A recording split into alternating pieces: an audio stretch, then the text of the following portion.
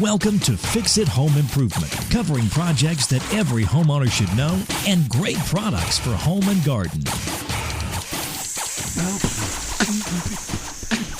Hi, I'm JC, and this is where we share weekly home improvement tips. I'm here with my co-host, Cindy. Hello, JC. Hi, Cindy. Today we're going to be talking about mold and mildew, and we also have an interview with Wet and Forget, and they've got a couple very interesting products. What is mold and mildew, and are there differences between the two? So both are a type of fungi, and mold, if you get real close to mold, up and close, it's fuzzy, and it can actually be a lot of colors. It can be blue, green, yellow, gray, it can be black, white, even brown. And so a lot of the colors on the color wheel? Yes, and it can actually do damage to your home. It does damage to crops. But on the other end of the spectrum, some mold is actually good for us because we can make medicines out of it, and also it's good for like cheese. and there's quite a few things that actually mold is beneficial. Now, mildew, on the other hand, is another type of fungi, and if you got real close to it, it actually grows very flat, and it can look powdery at times. It's primarily going to be white, yellow, brown, and black. And so not as many colors on the color wheel. No, it's not as pretty. And it actually, from all the research I've done, I can't find any good use for mildew. So where is this grown? So it grows everywhere. So mold and mildew is in the air at all times. So indoor, outdoor, it's everywhere. And it's just waiting for the right conditions to start growing. So in effect, these mold spores, it's basically a spore that's waiting to grow. And these mold spores can survive in very harsh conditions and for a very long time. So they're just floating around and just waiting for the right conditions. And they're looking for damp, warm, and dark. And like in our homes, whenever there's a water leak, like under a cabinet where it's dark and it holds that moisture. So if you have a little drip in the bathroom where it's dark, if you're not using your vent, you can grow mold very easily. So, and what's funny is scientists still don't know how many different species there are of mold and mildew. They're guessing around 300,000 different types. So scientists don't consider it a plant or an animal. What is it? So, it's fungi. It acts like a plant and kind of grows like a plant, but it has no chlorophyll, so it can't make its own food. Huh. So it totally gets its food by absorbing it from its surroundings. Totally. So it breaks down organic material especially like in our lawns. Breaks down leaves and grass clippings. Very beneficial for the microorganisms in the earth. So very important. In fact, the oldest fossil fungi is 545 million years old. What does it have to do with mold? That's how long it's been around. So there's over 200 types of fungi that live on our feet. Again, is that mold? Yeah, well, it's a type. But I mean, mold is a type of fungi. It's not all fungi is mold. True. Did so you know stop that saying stuff about fungus. Did you know that there's mushrooms in Nova Scotia that glow in the dark? Now, wait a minute. Now, this is good. So, in 1993, Chinese athletes set a bunch of world records after dosing with a tonic created with fungi. So they used this caterpillar fungus, which they discovered 1,500 years ago. And the farmers found that when yaks ate these caterpillar fungus, they became energized, just full of energy. And in fact, one of the Chinese athletes that was dosing with this fungus broke the 10,000 meter race by 42 seconds. Wow. So just amazing. And that caterpillar fungus is very similar to the cordyceps. We talked about that in the ant episode, where it creates the zombie ants. Oh, yeah. So it does the same thing with in China. It's a similar type of fungi that infects these caterpillars, and then it takes over the brain. It tells them to go somewhere and lock onto a leaf, and then it grows out of control through its body. It builds so much into the brain, it blows a hole in the brain, and then it grows that similar to a mushroom plant. So very similar to cordyceps. So I thought that was kind of interesting. What are you going to title this episode? Cool facts about mold and mildew. Did you know that the active ingredient in Beano, Beano, the supplement that keeps you from having flatulence, they actually use a fungi in that. That's the key ingredient that breaks down the large sugars so that you don't have as much gas. And did you know that... Stop. I don't want to... You don't want to hear? No. Okay, how about athlete's foot is called by a fungus? Oh. And it wasn't in the United States till 100 years ago, once we started getting international travel. So you only found this fungus for athlete's foot in jungles, and there wasn't anything native to the United States until we started having international travel. So that's some of the facts I have on fungi. So you didn't like any of those facts? Nope. Did you know that they actually use mold? So here's specifically mold they use for different cheeses. So for like brie and blue cheese, without this strain of mold, they wouldn't be able to produce these cheeses. Yeah, I knew that. So that's interesting, isn't it? Yeah, I watched a thing on like the Discovery Channel about Oh, really? Really? It's fascinating how they add, these mold cultures to milk. They heat it, they stir it up, and then, like in blue cheese, all those veins are actually mold. Right. Yeah, I've never tasted it. I'd be curious, like a hunk of blue cheese. I've had like blue cheese dressing. Right, yeah. My mom loves it. Yeah, very interesting. So I guess some people, what they do is they take bread and they leave it out to actually grow mold, and then they dry it out so it goes into the state of suspended animation.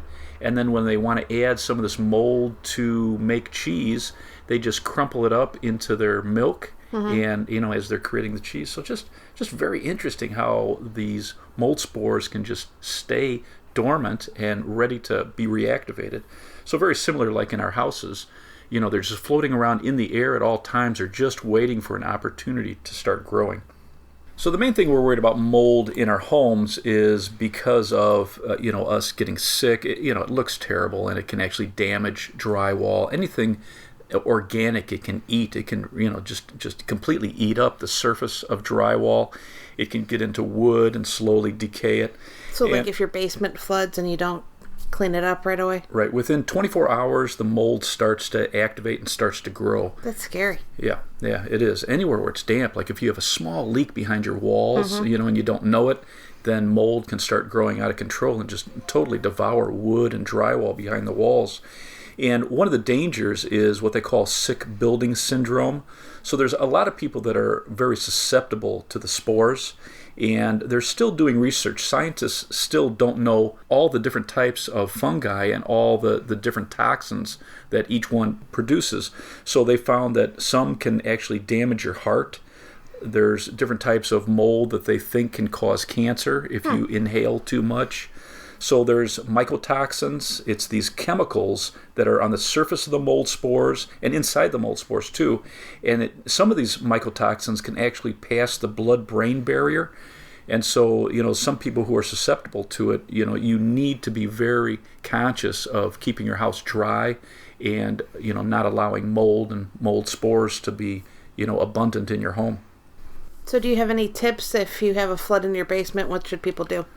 If you have a wet vac, so if you have a wet vac, a dehumidifier, and a really good fans, that's how you want to attack it. If you don't, this is something that you can get at your local rental store.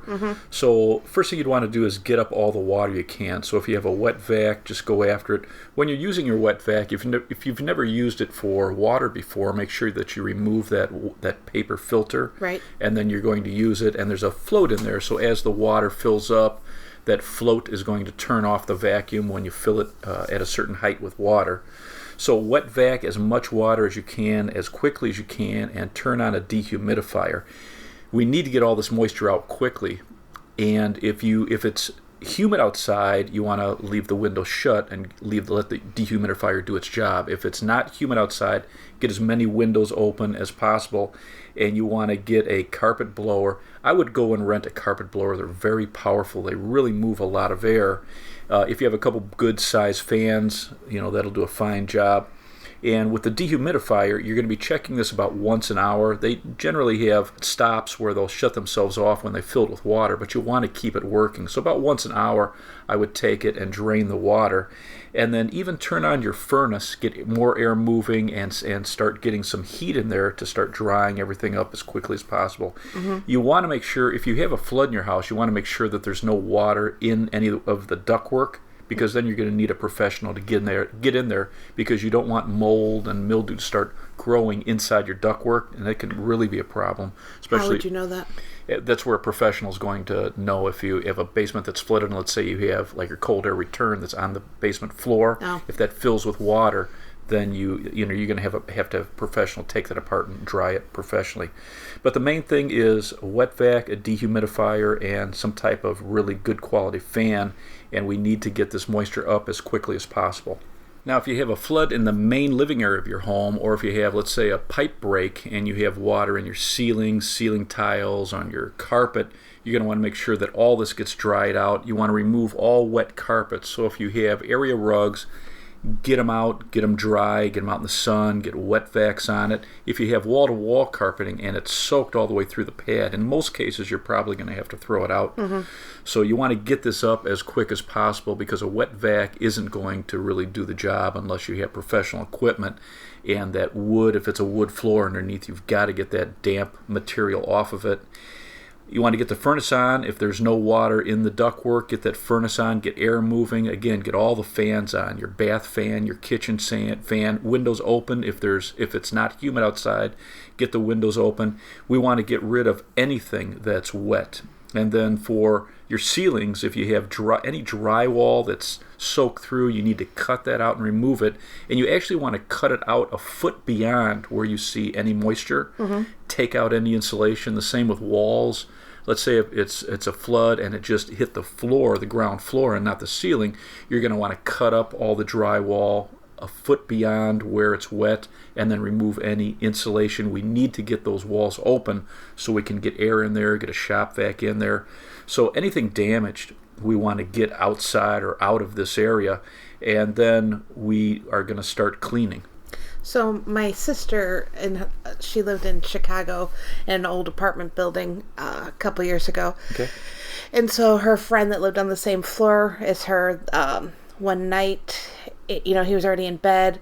He heard this huge crash, and so he goes out, and in his kitchen, all the cabinets fell off the wall. Wow, amazing. So there was a pipe that burst, but they never cleaned up the drywall, so the weight of it all just crashed. And so the people that lived above him, they had this huge black mold problem in their closet. Really? So they ended up moving to a different apartment in the same building. So yeah, but I mean, it's an old building, and if the building manager isn't leaks gonna throughout the walls, right. Yeah, terrible, scary. Because I mean, how long has it been there? Yeah, and you're breathing this in, and especially if you're susceptible, it can irritate your eyes, your lungs, your skin. People get rashes from it. So what's the cleaning process if you had a flood? So for a flood, we're going to clean all the hard surfaces with a detergent and hot water, and we're going to scrub them with either sponges or brushes. And then once everything's clean, then you're going to use a disinfectant, and that's going to help prevent the mold from growing. And then on porous material, they recommend that you use a pine cleaner, and then you let it dry for several days, and we're waiting to see whether any mold develops. So furniture, rugs, bedding, anything, books. Anywhere where we've had water damage and we've let this dry, we're going to just wait and see whether there's a problem. And we definitely want to leave the walls or ceilings open before we put back drywall. So it's kind of a wait-and-see approach if there's a flood. So what's the cleaning process if we have an area that already has mold on it? So the EPA now, OSHA and EPA have stopped recommending bleach on anything porous. So it used to always be like a 10% bleach, and bleach does kill all mold and mildew. My grandmother's going to be very disappointed because she loves bleach. Really? Oh, yeah. Well, the problem is now they found out that on porous surfaces like wood, that the kind of the roots go into this, and so you're killing just the surface, and you're not killing all of the mold, and it will grow back, or it can be kind of locked in there. And whenever there's moisture, it'll grow back. So now the EPA is recommending that you're using a surfactant or a detergent for cleaning mold and mildew. So can you describe what a surfactant is? So actually, when we talk to Wet and Forget, they're excellent with the surfactants, but it's basically is a surface acting agent. So it's breaking the surface tension of water, and it's allowing it to penetrate. So basically, a surfactant is allowing it to soak into the wood and be absorbed, so that you can attack what's kind of gone into the wood pores. Okay, well, hopefully they'll explain it better. So now... I still have no idea from that description. All right, well, we'll let Wet and Forget do their thing. So wood, EPA and OSHA, they're recommending that you use some type of detergent and hot water, and you're scrubbing it, or they also recommend a half a cup of baking soda, a cup of water, and a teaspoon of liquid soap, and that liquid soap is what acts as your surfactant. And you make kind of this paste that you work in and clean the mold. And also just white distilled vinegar does an excellent job of killing mold and mildew in wood. So that's what they're recommending if you have wood, let's say, or your wooden windows and they're getting mold on it. That's a few different ways that you would go after that. FEMA actually recommends detergent soap or pine oil for porous material. And then the U.S. Forest Product Lab recommends 1 part detergent, 10 parts bleach, and 20 parts water.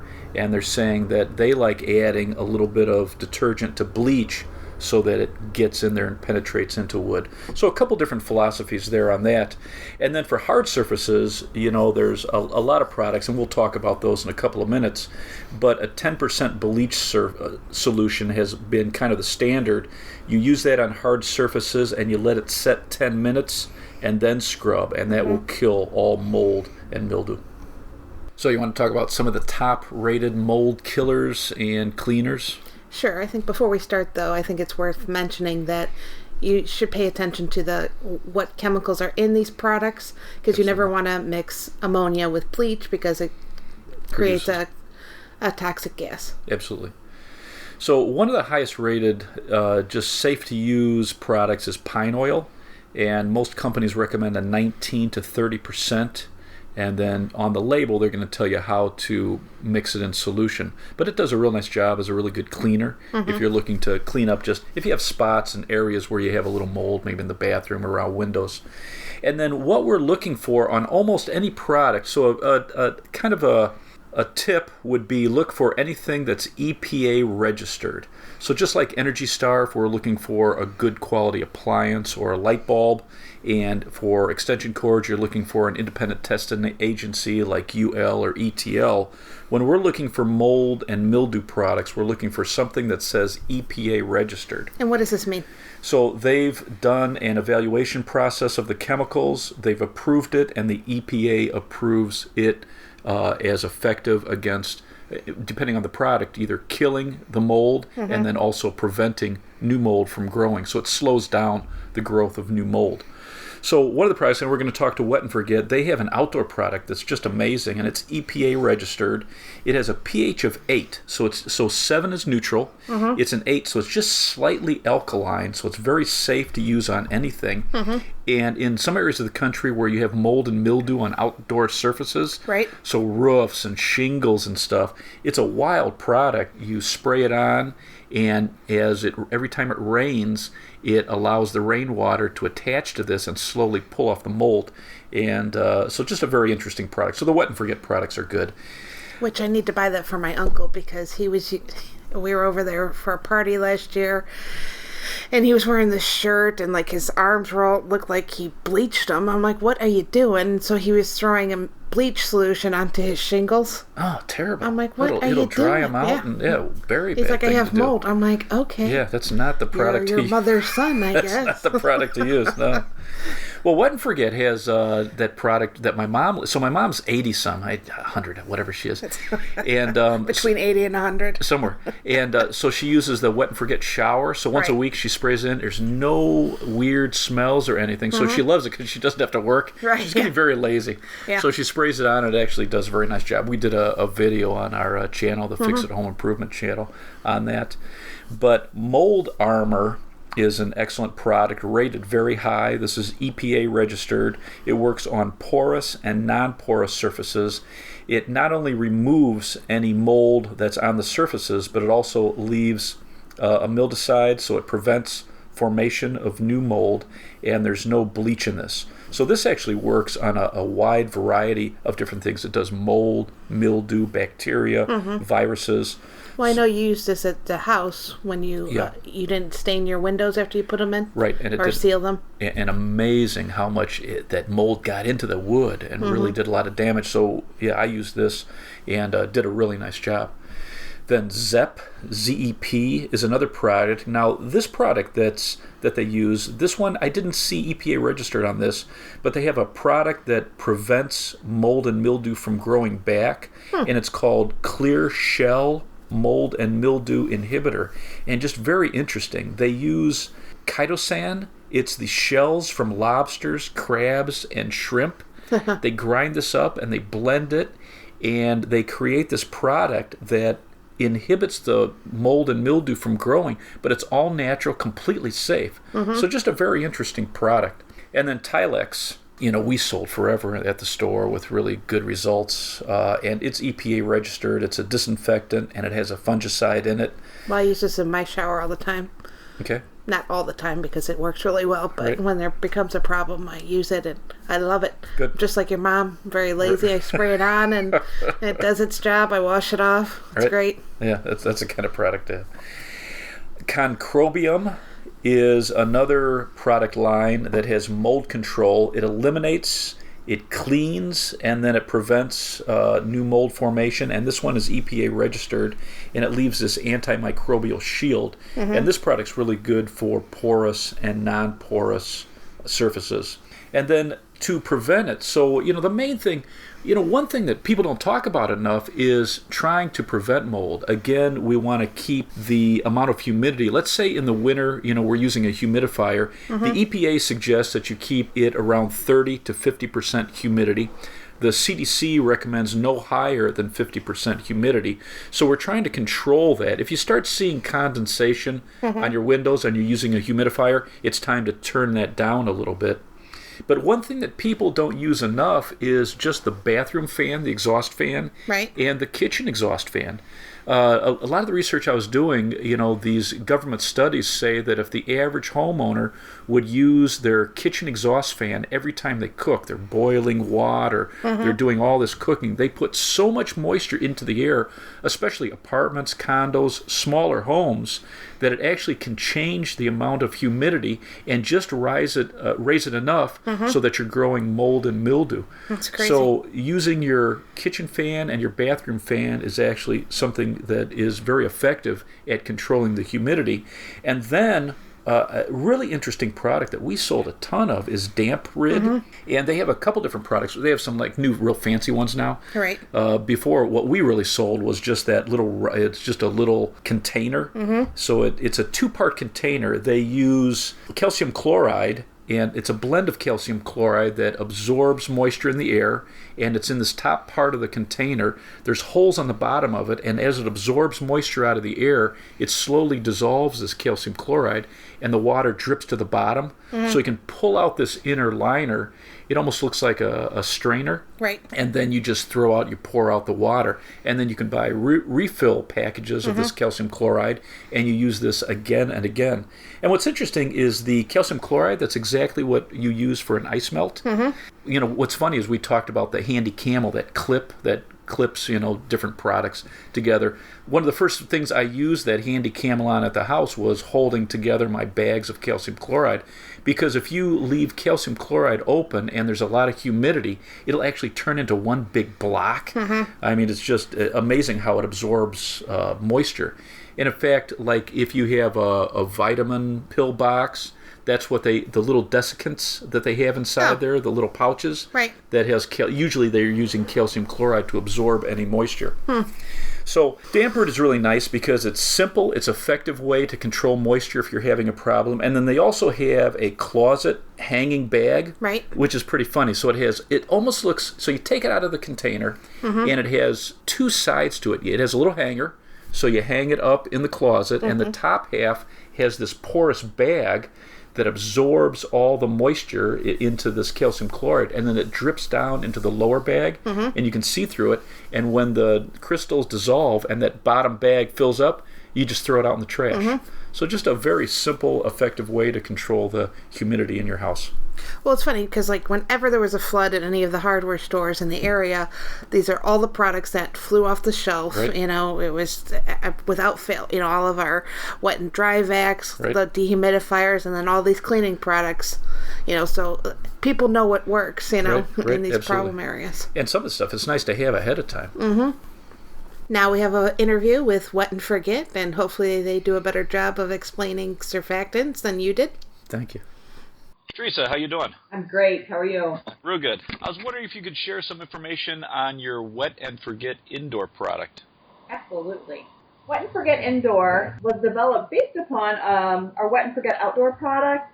We had a lot of people that had great success using our outdoor product, and they wanted to bring it indoors. And that product obviously isn't registered to be used indoors, so we went out and developed something just for use inside. And again, Wet and Forget Indoor, and mold and mildew disinfectant cleaner. It's a really neat product because it's also an easy-to-use product, just like our outdoor product. It comes in a convenient, ready-to-use formula, so all you do is spray down your surfaces, and you can wipe it dry, or you can actually leave it there and let it dry on its own. People love about this product, it cleans, deodorizes, and disinfects every time you use it. So not only are you getting rid of the mold and the mildew, but you're also killing the odors that go along with it. And again, we're disinfecting those surfaces. And is this something you could use on windows? Let's say you have windows that you had a lot of condensation during the winter and you start getting that mold and mildew build up. Will it work effectively on wood? Yes, absolutely. That's a perfect place to use it. We've had a lot of people call in and say they use it on their windows from, again, that moisture that builds up. Just spray down that area, let it sit there for about 10 minutes, then you can wipe it dry, and then I usually like to go back and then just spray the Wet and Forget Indoor one more time and let it just sit there and do its work. The thing is, they got to make sure, you know, if you have those kind of problems, you're going to need to fix them or you're going to get the mold and mildew back again. We always tell people that if you can get rid of the moisture, do, but if not, then you can just use as needed. Excellent. And are there any restrictions? Is there anything we should be worrying about? They just tell you just to use it on, your bathtubs, your fixtures, your ceilings, your countertops, any kind of non-porous surface. So pretty much any surface indoor. Excellent. Then your original product, your outdoor product, what would homeowners be using that for? Oh, gosh. It can use pretty much anything outdoors that needs cleaning up, from moss, mold, mildew, algae, lichen. So it would, again, another easy-to-use product. Everything that we develop is developed to make the whole process a lot easier for the homeowner to clean up. What you do with this product is you dilute it 5 parts water to 1 part Wet and Forget, put it in a pump-up garden sprayer, and spray down any of your surfaces. You can even use it on more delicate stuff like your canvas awnings or umbrellas. You can use it on your outdoor fountains. You can use it on your patio, your roof, your siding, anything that has mold and mildew or, tough moss. And there's no scrubbing involved with your outdoor product. I know our customers loved it at the hardware stores where they just put it on, and then every time it rains, the rainwater actually does the work for you, doesn't it? Absolutely. That's the beauty of the product. As the name says, wet it and forget it. So basically, you spray it on, you leave it, and it does. It works with the wind and the rain. There's no scrubbing. You don't rinse it off. You just let it work over the next couple months, and you'll slowly see the surface transform into something, looks new again. Wonderful. Yeah, absolutely. And both of these products, neither of them have bleach in them, which is really nice. And that's what makes it something that you can use on most surfaces. And now your shower product. My mom's in her 80s, and she absolutely loves your shower product because she uses it once a week. Could you explain your shower product? Yes, absolutely. Wet and Forget Shower was developed to, again, make that whole process of cleaning the shower a much easier task for us. Basically, what you do is after the last shower of the day, you just spray it down with the product, you leave it, the next day you go back and you just rinse it clean. And it has these wonderful surfactants in it that actually take care of the mold and the mildew and oils that build up in the shower and your dirt and your grime, and it just washes it all away for you. And again, you only have to use it once a week. So I pick, say, Saturdays, and every day after everybody's done showering, I just spray it down, and the shower is sparkling clean all the time. People absolutely love this product. My daughter was off at school and called me in a panic because they ran out of Funny. product. Because they're not going to clean. Well, it's funny. My mom never even rinses it. She just uses it once a week, and then she just showers, and she says it does just a fantastic job. And I check behind her, and it looks great. So that's always been, like, now the last couple of years, that's one of the gifts I buy her for Christmas, is another bottle of the Wet and Forget shower. You know, Cindy hated my explanation of surfactants. You think you could just touch on what a surfactant does? Absolutely. You know, in the most simplest terms, the surfactant is kind of the workhorse ingredient that you'll find in Wet and Forget shower. And what it does is it loosens and kind of encapsulates the dirt, the oils, and all the things that are building up on the surfaces in your shower. And then when you rinse it, it washes them away with the water so that they don't reattach themselves to the surface that you've just cleaned. And that's what keeps it looking shiny and new. Interesting. So it's almost grabbing onto the buildup, and then it grabs onto the water and drags the debris away with it? Absolutely. Surfactants are found in a lot of different, cleaning products out there. But what's nice about the Wet and Forget shower, we have not skimped on the active ingredients, and that's why it works so well. There's a lot of active in there for you. And then you said you just came out with a new product for insects? We did. We came out with a new product for spiders, and it's called Miss Muffet's Revenge. Okay. So, again, one more of those easy products to use. Basically what you do, you can use this product indoor and outdoors. So you just spray a band around the perimeter of your home or inside the home, and it will kill the spiders and it'll keep them from coming in. Yeah, what's nice, it works for up to 12 months in areas that aren't exposed to a lot of weather. Again, you can kind of forget about those spiders for up to a year. Wow. Teresa, if I wanted to find out more about your products, where would I go? You just need to go to wetandforget.com. Okay, and I'll put a link in the show notes. Right, there's a store locator on there, so you can find places to get the products. But pretty much our products are in about 10,000 stores across the country. So. Wow, fantastic. Yeah, absolutely. All right, well, wonderful, Teresa. I appreciate your time. All right, thank you. Okay, thank you. Have a great day. Okay, you too. Bye. That was enjoyable. They have some interesting products.